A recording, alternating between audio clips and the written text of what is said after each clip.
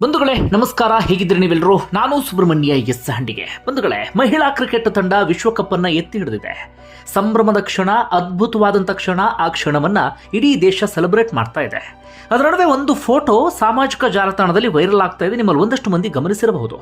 ಭಾರತ ಮಹಿಳಾ ತಂಡದ ನಾಯಕಿಯಾಗಿರುವಂತಹ ಹರ್ಮನ್ ಪ್ರೀತ್ ಕೌರ್ ತಂಡದ ಕೋಚ್ ಆಗಿರುವಂಥ ಅಮೋಲ್ ಅವರ ಕಾಲಿಗೆ ಬಿದ್ದಿರುವಂಥ ಫೋಟೋ ಅದು. ಅದರ ಹಿಂದೆ ಒಂದು ಅದ್ಭುತವಾದಂಥ ಕಥೆ ಇದೆ. ಅದೇನು ಅನ್ನೋದನ್ನ ಈ ವಿಡಿಯೋದಲ್ಲಿ ನಾನು ಹೇಳ್ತಾ ಹೋಗ್ತೀನಿ. ಕಾರಣ, ತಂಡದ ಕೋಚ್ ಬದುಕಿದೆಯಲ್ಲ, ನಮ್ಮಲ್ಲಿ ಎಷ್ಟೋ ಮಂದಿಗೆ ಸ್ಫೂರ್ತಿಯನ್ನು ತುಂಬಬಹುದು.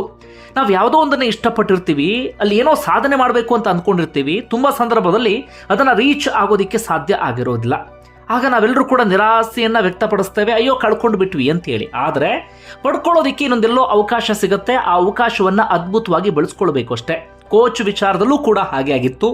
ಎಲ್ಲೋ ಒಂದು ಕಡೆ ಕಳೆದುಕೊಂಡಿದ್ರು, ಆದರೆ ಅದನ್ನೇ ಇನ್ನೊಂದು ಕಡೆಯಲ್ಲಿ ಪಡೆದುಕೊಂಡಿದ್ದಾರೆ. ನಾವಿವತ್ತು ವಿಶ್ವಕಪ್ ಗೆದ್ದಿದ್ದಕ್ಕೆ ಆಟಗಾರ್ತಿಯರಿಗೆ ಕ್ರೆಡಿಟ್ ಅನ್ನು ಕೊಡ್ತಾ ಇದ್ದೀವಿ, ಕೊಡಲೇಬೇಕು. ಅದರ ಜೊತೆಗೆ ತೆರೆ ಹಿಂದೆ ಇದ್ದು ತಂಡದ ಗೆಲುವಿನಲ್ಲಿ ಪ್ರಮುಖ ಪಾತ್ರವನ್ನು ವಹಿಸಿರುವಂಥ ಕೋಚ್ಗೂ ಕೂಡ ನಾವು ಕ್ರೆಡಿಟನ್ನು ಕೊಡಲೇಬೇಕಾಗತ್ತೆ, ಅಥವಾ ಈ ಸಂದರ್ಭದಲ್ಲಿ ನಾವು ನೆನಪು ಮಾಡ್ಕೊಳ್ಬೇಕಾಗತ್ತೆ. ಅದರಲ್ಲೂ ಕೂಡ ತಂಡದ ನಾಯಕಿ ಹರ್ಮನ್ ಪ್ರೀತ್ ಕೌರ್ ಪ್ರತಿ ಪಂದ್ಯ ಗೆದ್ದಂಥ ಸಂದರ್ಭದಲ್ಲೂ ಕೂಡ ಕೋಚ್ ಬಗ್ಗೆ ಉಲ್ಲೇಖ ಮಾಡ್ತಾ ಇದ್ರು, ಕೋಚ್ ಬಗ್ಗೆ ಮಾತಾಡ್ತಾ ಇದ್ರು. ಯಾಕಂದರೆ ಕೋಚ್ ಅಷ್ಟರ ಮಟ್ಟಿಗೆ ತಂಡದ ಹಿಂದೆ ಕೆಲಸವನ್ನು ಮಾಡಿದ್ದಾರೆ. ಬಂಧುಗಳೇ, ಮಹಿಳಾ ಕ್ರಿಕೆಟ್ ತಂಡ ಅಂದಾಗ ಅಥವಾ ಮಹಿಳಾ ಕ್ರಿಕೆಟ್ ಅಂದಾಗ ಅಲ್ಲಿ ನಿರಂತರವಾಗಿ ಪ್ರಾಬಲ್ಯವನ್ನು ಸಾಧಿಸಿಕೊಂಡು ಬಂದಂಥ ತಂಡಗಳು ಅಂದರೆ ಅದು ಆಸ್ಟ್ರೇಲಿಯಾ ಮತ್ತು ಇಂಗ್ಲೆಂಡ್. ಅಂತಹ ಬಲಿಷ್ಠ ತಂಡಗಳನ್ನು ಬಗ್ಗು ಬಡಿದು ವಿಶ್ವಕಪ್ ಗೆಲ್ಲೋದು ಅಂದರೆ ಅದು ಸಾಮಾನ್ಯವಾದಂಥ ವಿಚಾರ ಆಗಿರಲೇ ಇಲ್ಲ. 2005, 2017ರಲ್ಲಿ ರನ್ನರ್ ಅಪ್ ಆಗಿದ್ರು. ಆದರೆ ಈ ಬಾರಿ ಕಪ್ ಎತ್ತಿ ಹಿಡಿಯುವಲ್ಲಿ ಯಶಸ್ವಿ ಆಗಿದ್ದಾರೆ.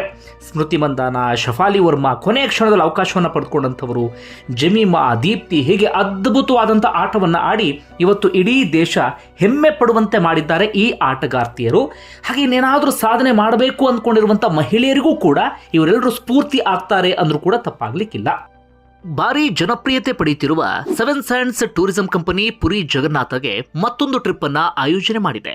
ಕೇವಲ 31,700 ರೂಪಾಯಿಗೆ ಪುರಿ ಜಗನ್ನಾಥ, ಕೊನಾರ್ಕ್, ಬಿರಜಾದೇವಿ ಶಕ್ತಿಪೀಠ, ಭುವನೇಶ್ವರ್, ಡೌಲಿ, ಉದಯಗಿರಿ ಮತ್ತು ಸ್ಕಂದಗಿರಿ, ಕಟಕ್ ಇಲ್ಲೆಲ್ಲ ಕಡೆಗಳಲ್ಲೂ ಕೂಡ 4 ದಿನಗಳ ಕಾಲ ಸುತ್ತಾಡಬಹುದು. ಈ ವಿಶೇಷವಾದಂಥ ಪ್ಯಾಕೇಜ್ನಲ್ಲಿ ಫ್ಲೈಟ್ ಟಿಕೆಟ್ಸ್, 3 ಸ್ಟಾರ್ ಹೋಟೆಲ್ನಲ್ಲಿ stay, all meals, AC transport ವ್ಯವಸ್ಥೆ, 24x7 ಟೂರ್ ಮ್ಯಾನೇಜರ್ ಅಸಿಸ್ಟೆನ್ಸ್ ಇರುತ್ತೆ. ಹೊರಡುವ ದಿನ ಡಿಸೆಂಬರ್ 9ನೇ ತಾರೀಕು. ಕೆಲವೇ ಸೀಟುಗಳು ಲಭ್ಯ. ಆಸಕ್ತರು ಈ ಕೆಳಗಿನ ಕಾಂಟ್ಯಾಕ್ಟ್ ನಂಬರ್ಗೆ ಈಗಲೇ ಕಾಲ್ ಮಾಡಿ ನಿಮ್ಮ ಸೀಟನ್ನು ಬುಕ್ ಮಾಡಿ. ಈಗ ಕೋಚ್ ವಿಚಾರಕ್ಕೆ ಬರೋಣ. ನಾವು ಗಮನಿಸಲೇಬೇಕಾಗಿರುವಂಥ ವಿಚಾರ ಇದು. ಬಂಧುಗಳೇ, ಭಾರತ ಮಹಿಳಾ ತಂಡದ ಪರಿಸ್ಥಿತಿ ಹೇಗಾಗಿತ್ತು ಅಂದರೆ ತೀರಾ ಹದಗೆಟ್ಟು ಹೋಗಿತ್ತು ಡ್ರೆಸ್ಸಿಂಗ್ ರೂಮ್. ಕಾರಣ, ಈ ಹಿಂದೆ ಇದ್ದಂಥ ಕೋಚ್ ರಮೇಶ್ ಪವರ್ ಹಾಗೆ ನಾಯಕಿಯ ನಡುವೆ ಭಿನ್ನಾಭಿಪ್ರಾಯ ಜಗಜ್ಜಾಹೀರಾಗಿಬಿಟ್ಟಿತ್ತು. ಅವರವರಿಗೆ ಆಗ ಬರ್ತಾ ಇರಲಿಲ್ಲ. ನಿರ್ಧಾರಗಳ ವಿಚಾರದಲ್ಲಿ ಸಾಕಷ್ಟು ಭಿನ್ನಾಭಿಪ್ರಾಯ ಇತ್ತು.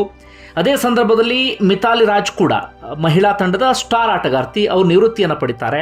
ಹರ್ಮನ್ ಪ್ರೀತ್ ಕೌರ್ ನಾಯಕತ್ವವನ್ನು ವಹಿಸಿಕೊಂಡು ಕೆಲವು ಸಮಯ ಆಗಿರುತ್ತೆ. ಆಗ ಕೋಚ್ ಆಗಿ ಬಂದಂಥವರೇ ಈ ಅಮೋಲ್ ಮುಜುಮ್ದಾರ್ ಎನ್ನುವಂಥ ವ್ಯಕ್ತಿ. ನಿಮ್ಮಲ್ಲಿ ಯಾರ್ಯಾರು ಕ್ರಿಕೆಟನ್ನು ನಿರಂತರವಾಗಿ ನೋಡ್ಕೊಂಡು ಬಂದಿದ್ದೀರಿ, ಅದರಲ್ಲಿ ಒಂದಷ್ಟು ಮಂದಿಗೆ ಇವರ ಹೆಸರು ಗೊತ್ತಿರಬಹುದು ಅಥವಾ ಹಿಂದೆಯೇ ಕೇಳಿರಬಹುದು. ಈಗ ಅಮೋಲ್ ವಿಚಾರವನ್ನು ಹೇಳ್ತಾ ಹೋಗೋದಾದರೆ, ಅಮೋಲ್ ಅದ್ಭುತವಾದಂಥ ಕ್ರಿಕೆಟ್ ಆಟಗಾರ. ಮೂಲತಃ ಮುಂಬೈನವರು, ಮುಂಬೈ ತಂಡದಲ್ಲೇ ಅವರು ಆಡಿದಂಥವರು. ರಣಜಿಯಲ್ಲಿ ಅತ್ಯದ್ಭುತವಾದಂಥ ಸಾಧನೆಯನ್ನು ಮಾಡಿದಂಥವರು, ಅಥವಾ ಟಾಪ್ ಸ್ಕೋರರ್ ಅಂದರೂ ಕೂಡ ತಪ್ಪಾಗಲಿಕ್ಕಿಲ್ಲ. ಅವರು ರಣಜಿ ಟ್ರೋಫಿಗೆ ಡೆಬ್ಯೂಟ್ ಮಾಡಿದ ಸಂದರ್ಭದಲ್ಲೇ ಪ್ರಥಮ ಪಂದ್ಯದಲ್ಲೇ 260 ರನ್ನನ್ನು ಹೊಡೆದಿದ್ರು. ಆಗಲೇ ಅವರೆಲ್ಲರನ್ನೂ ಕೂಡ ನೀವು ತೆಂಡೂಲ್ಕರ್ ಅಂತ ಕರೆಯೋದಕ್ಕೆ ಶುರು ಮಾಡಿಕೊಂಡಿದ್ರು. ಅಂದರೆ ಸಚಿನ್ ತೆಂಡೂಲ್ಕರ್ ಮಾತ್ರ ಸಂಚಲನ ಮೂಡಿಸ್ತಾ ಇರೋದಲ್ಲ, ಸಚಿನ್ ತೆಂಡೂಲ್ಕರ್ ರೀತಿಯಲ್ಲೇ ಮತ್ತೋರ್ವ ಆಟಗಾರ ಬಂದಿದ್ದಾನೆ, ಆತನು ಕೂಡ ಸಂಚಲನವನ್ನು ಮೂಡಿಸ್ತಾ ಇದ್ದಾನೆ ಅಂತ ಹೇಳಿ. ಅದಾದ ಬಳಿಕ ಅಮೋಲ್ ಈ ರಣಜಿಯಲ್ಲಿ ಹಿಂತಿರುಗಿ ನೋಡಿದ್ದೇ ಇಲ್ಲ. ಸಾಧನೆ ಮೇಲೆ ಸಾಧನೆಯನ್ನು ನಿರಂತರವಾಗಿ ಮಾಡ್ಕೊಂಡು ಹೋಗ್ತಾರೆ. ಹೆಚ್ಚು ಕಡಿಮೆ 21 ವರ್ಷಗಳ ಕಾಲ ಡೊಮೆಸ್ಟಿಕ್ ಕ್ರಿಕೆಟನ್ನು ಅಕ್ಷರಶಃ ಆಳ್ತಾರೆ ಅಂದರೂ ಕೂಡ ತಪ್ಪಾಗಲಿಕ್ಕಿಲ್ಲ. ಡೊಮೆಸ್ಟಿಕ್ ಕ್ರಿಕೆಟ್ನಲ್ಲಿ ಅಂದರೆ ರಣಜಿಯಲ್ಲಿ 11,000 ರನ್ನನ್ನು ಪೇರಿಸ್ತಾರೆ 50 ಅವರೇಜ್ನಲ್ಲಿ. 30 ಶತಕಗಳನ್ನು ಸಿಡಿಸ್ತಾರೆ, 60 ಅರ್ಧ ಶತಕಗಳನ್ನು ಸಿಡಿಸ್ತಾರೆ. ಈ ರೀತಿಯಾಗಿ ಪ್ರತಿ ಪಂದ್ಯದಲ್ಲೂ ಕೂಡ ಕೊಡುಗೆಯನ್ನು ಕೊಡ್ತಾ ಹೋಗ್ತಾರೆ. ಸಾಕಷ್ಟು ಪಂದ್ಯದ ಗೆಲುವಿನಲ್ಲಿ ಪ್ರಮುಖ ಪಾತ್ರವನ್ನು ವಹಿಸಿದಂಥವರು ಅಮೋಲ್ ಮುಜುಮ್ದಾರ್. ಜೊತೆಗೆ ಅಸ್ಸಾಂ ಟೀಮ್ನಲ್ಲೂ ಕೂಡ ಆಡಿದಂಥವರು. ಹಾಗೆ ಅಂಡರ್ 19 ತಂಡದ ಉಪನಾಯಕನೂ ಕೂಡ ಆಗಿದ್ರು. ಅದೇ ರೀತಿಯಾಗಿ ಇಂಡಿಯಾ ಎ ಟೀಮ್ನಲ್ಲೂ ಕೂಡ ಆಡಿದಂಥವ್ರು, ಸೌರವ್ ಗಂಗೂಲಿ, ರಾಹುಲ್ ದ್ರಾವಿಡ್ ಇವರೆಲ್ಲರೂ ಕೂಡ ಇದ್ದಂಥ ತಂಡದಲ್ಲೂ ಕೂಡ ಆಡಿದಂಥವರು ಅಮೋಲ್ ಮಜುಮ್ದಾರ್. ಅಮೋಲ್ ಮಜುಮ್ದಾರ್ ರಣಜಿಯಲ್ಲಿ ರನ್ ಪೇರಿಸಿದಂಥ ಸಂದರ್ಭದಲ್ಲಿ ಭಾರತ ತಂಡಕ್ಕೆ ಆಯ್ಕೆ ಆಗ್ತಾರೆ, ಭಾರತ ತಂಡಕ್ಕೆ ಬರ್ತಾರೆ, ಈ ರೀತಿಯಲ್ಲಿ ಅಂದ್ಕೊಂಡಂಥವರೇ ಜಾಸ್ತಿ. ಅದರಲ್ಲೂ ಕೂಡ ನೀವು ತೆಂಡೂಲ್ಕರ್ ಅಂತಾನೆ ಅವ್ರನ್ನ ಕರೆಯಲಾಗ್ತಿದ್ದ ಕಾರಣಕ್ಕಾಗಿ ಅವರು ಭಾರತ ತಂಡಕ್ಕೆ ಯಾವಾಗ ಬೇಕಾದರೂ ಬರಬಹುದು ಎನ್ನುವ ರೀತಿಯಲ್ಲಿ ತುಂಬ ಜನ ವಿಶ್ಲೇಷಣೆಯನ್ನು ಮಾಡ್ತಾ ಇದ್ರು. ಆದರೆ ಅಮೋಲ್ ಮಜುಮ್ದಾರ್ ರಣಜಿಯಲ್ಲಿ ಆ ಪರಿಯಾದಂಥ ಸಾಧನೆಯನ್ನು ಮಾಡಿದ್ರೂ ಕೂಡ ಭಾರತ ತಂಡದಲ್ಲಿ ಅವಕಾಶ ಸಿಗಲೇ ಇಲ್ಲ. ಆ ಸಂದರ್ಭದಲ್ಲಿ ಅಮೋಲ್ ರೀತಿಯಲ್ಲಿ ಅವಕಾಶ ವಂಚಿತರಾದಂಥವರು ಸಾಕಷ್ಟು ಮಂದಿ ಇದ್ರು. ಒಂದಷ್ಟು ಆಟಗಾರರ ವಿಚಾರದಲ್ಲಿ ರಾಜಕೀಯ ಬೇರೆ ಬೇರೆ ಎಲ್ಲವೂ ಕೂಡ ಆಗಿದೆ. ಅಮೋಲ್ ವಿಚಾರದಲ್ಲಿ ರಾಜಕೀಯ ಮತ್ತೊಂದು ಆಗಿದೆಯೋ ಯಾರಿಗೂ ಕೂಡ ಗೊತ್ತಿಲ್ಲ.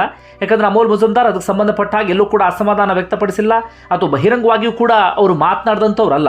2012ರಲ್ಲಿ ರಿಟೈರ್ಡ್ ಆಗ್ತಾರೆ. ಅದಾದ ಬಳಿಕವೂ ಕೂಡ ಕೋಚ್ ಆಗಿ ಬೇರೆ ಬೇರೆ ಕಡೆಗಳ ಕೆಲಸ ಮಾಡ್ತಾರೆ, ರಾಜಸ್ಥಾನ್ ರಾಯಲ್ಸ್ ಅಲ್ಲಿ ಇಲ್ಲಿ.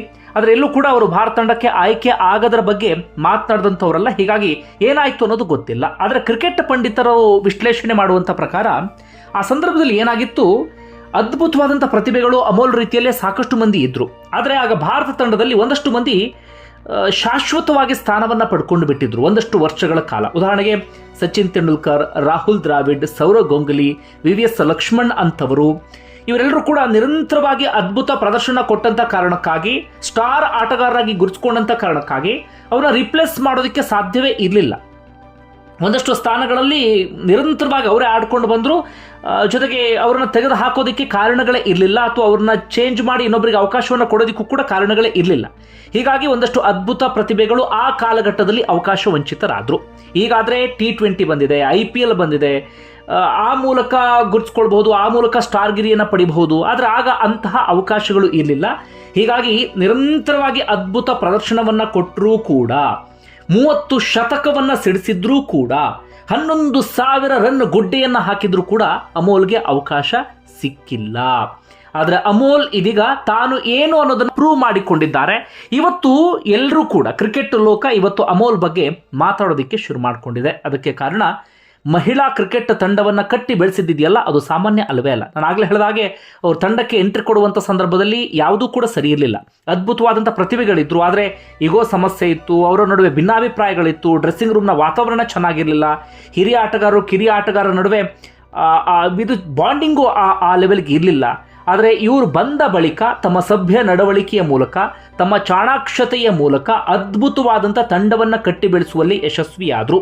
ಉದಯೋನ್ಮುಖ ಪ್ರತಿಭೆಗಳಿಗೆ ಅವಕಾಶವನ್ನು ಕೊಟ್ಟರು. ಹಿರಿಯ ಆಟಗಾರರನ್ನ ಹೇಗೆ ಬಳಸ್ಕೊಳ್ಬೇಕು ಅನ್ನೋದನ್ನು ಕೂಡ ಬಹಳ ಚೆನ್ನಾಗಿ ಇದು ಮಾಡಿದಂಥವರು ಅಮೋಲ್.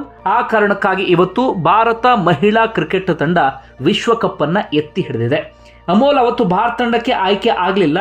ಅಲ್ಲಿ ಏನೋ ಒಂದು ಪಡಿಬೇಕು ಅಂದ್ಕೊಂಡಿದ್ದು ಅಥವಾ ಇನ್ಯಾವುದೋ ಸಾಧನೆಯನ್ನು ಮಾಡಬೇಕು ಅಂದ್ಕೊಂಡಿದ್ದನ್ನು ರೀಚ್ ಆಗೋದಕ್ಕೆ ಸಾಧ್ಯ ಆಗಲಿಲ್ಲ.